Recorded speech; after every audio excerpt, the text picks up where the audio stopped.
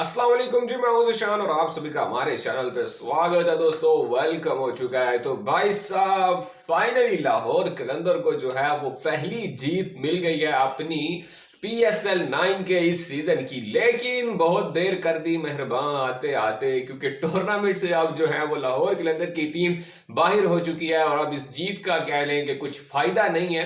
हाँ, वो एक इज्जत बचाने के लिए ये जीत एक रीजनेबल जरूर है। अगले साल के कॉन्ट्रैक्ट्स लेने के लिए प्लेयर्स ने जो एफर्ट्स की है वो उस हद तक तो ये सब ठीक है, लेकिन अब लाहौर का जो सफर है इस PSL का वो तमाम हो चुका है, वो खत्म हो चुका है। लेकिन वो कहते हैं ना कि आपे ते रुले या नल तन्नू भी लेके रुलांगे, ये वही कुछ सीन चल रहा है। मतलब कि हम तो डूबे हैं सनम, तुम्हें भी साथ लेकर डूबेंगे, बिल्कुल उसी सिनेरियो पे लाहौर कलंदर भी चल रही है। क्योंकि अब खुद तो टूर्नामेंट से ऑलरेडी बाहर हो चुके हैं, लेकिन अब इस्लामाबाद यूनाइटेड की जो पार्टी है ना उसको भी स्पॉइल कर गए हैं, उनको भी डुबोने की कोशिश की है। क्योंकि अब डू एंड डाई सिचुएशन पे पहुंच चुकी है इस्लामाबाद यूनाइटेड। बिल्कुल उनको जो है ना आज मुकाबला है जो कराची वर्सेस इस्लामाबाद का, वो मैच इस्लामाबाद के लिए जीतना लाजमी हो चुका है, अदरवाइज वो टूर्नामेंट से बाहर होते हुए दिखाई दे रहे हैं। एक मोमेंट पे हम कराची का कह रहे थे कि वो बाहर हो रहे हैं, लेकिन अब जो है वो टेबल टर्न हो चुके हैं। दोस्त लाहौर कलंदर की रात वाली जीत ने कहानी को बिल्कुल बदल दिया है। खैर जी, तो हुआ कुछ यूं था कि लाहौर कलंदर ने पहले बैटिंग की थी। टॉस दरअसल शादाब खान ने जीता था, उन्होंने कहा था कि हम करेंगे पहले बॉलिंग।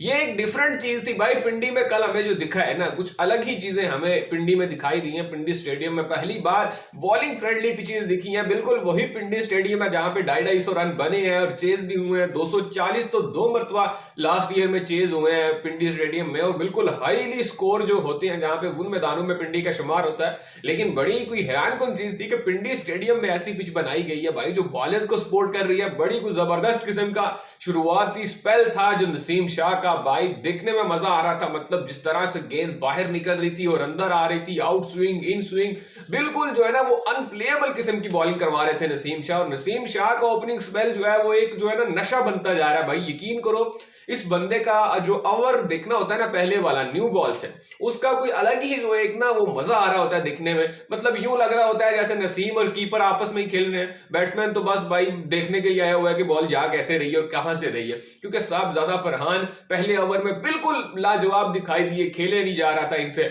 और फिर जिस तरह से बैटिंग लड़खड़ा गई लाहौर कलंदर की, तकरीबन 3-4 खिलाड़ी आउट हो गए बहुत जल्द, और वहां पे मैच फंस चुका था। लाहौर कलंदर जो है वो बिल्कुल फंसे हुए थे और एक मोमेंट पे लग रहा था कि 130 करना भी लाहौर के लिए मुश्किल होगा। लेकिन वहां पे कुछ गलतियां शादाब खान ने की, कुछ ऐसे बॉलर्स लगाए जिनको नहीं लगाना चाहिए था, और वहां से लाहौर ने एक मिनी सा कमबैक किया।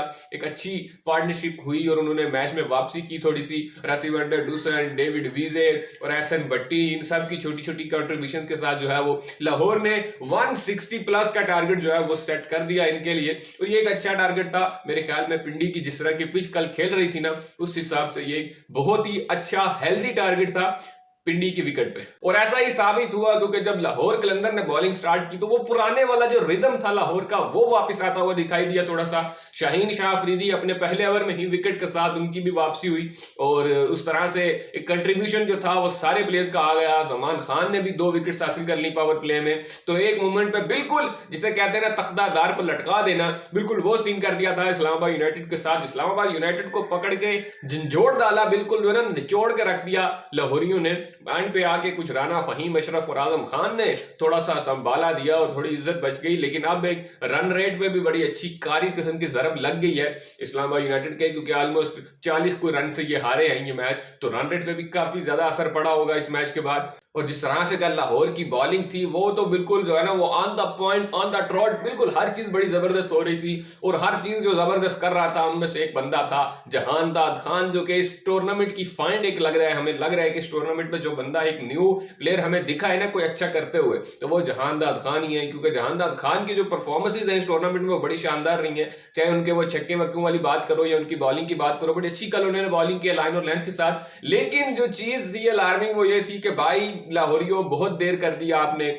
जो ये परफॉर्मेंस पुटअप थी आपने की है इसको करते करते, क्योंकि वो वक्त जो था वो जब जब आपको ये काम करना था वो गुजर चुका है। वो लाहौर की लेग के 5 मैचेस जहां पे आपके फैंस से स्टेडियम भरा होता है, तो और वो चाहते थे आपसे इस तरह की परफॉर्मेंस कि आप इस तरह की परफॉर्मेंस दें, आप वहां पे ये काम नहीं कर पाए, वो परफॉर्मेंस डिलीवर नहीं कर पाए। और अब तो खैर लाहौर कलंदर के लिए टूर्नामेंट खत्म हो चुका है, वो बस अपनी प्राइड के लिए खेल रहे हैं या फिर अपने जो है वो कुछ जो भी आप कह सकते हैं जो भी इनकी मोटिवेशन है खेलने की वही कर रहे हैं। इस्लामाबाद यूनाइटेड के लिए हालात अब काफी मुश्किल हो चुके हैं और जो खबर है वो ये है कि लाहौर कलंदर के लिए रिप्लेसमेंट आ रही है। सैम बिलिंग्स, वो जो लाहौर कलंदर के पिछले साल के हीरो आप उसको कह सकते हैं, बड़े सोशल मीडिया पे वायरल हुए थे, पाकिस्तान में ट्रेंड भी करते रहे, तो वो वापस आ रहे हैं जी। रसीवेंडर डुसन जो कि लाहौर कलंदर के वाहिद बैट्समैन है जो कि फॉर्म में थे, जो कि अच्छा परफॉर्म कर रहे थे। फॉरेन प्लेयर्स में बात करूं वैसे तो साहिब ज़ादा फरहान ने भी बड़ा अच्छा परफॉर्म किया है इस टूर्नामेंट में, लेकिन वाहिद जो खिलाड़ी थे जो जरा टच में दिखाई दे रहे थे वो भी वापस जा रहे हैं नेशनल ड्यूटी के लिए। साउथ अफ्रीका की कुछ सीरीज आ रही है तो उनकी जगह सैम बिलिंग्स जो है वो आ रहे हैं।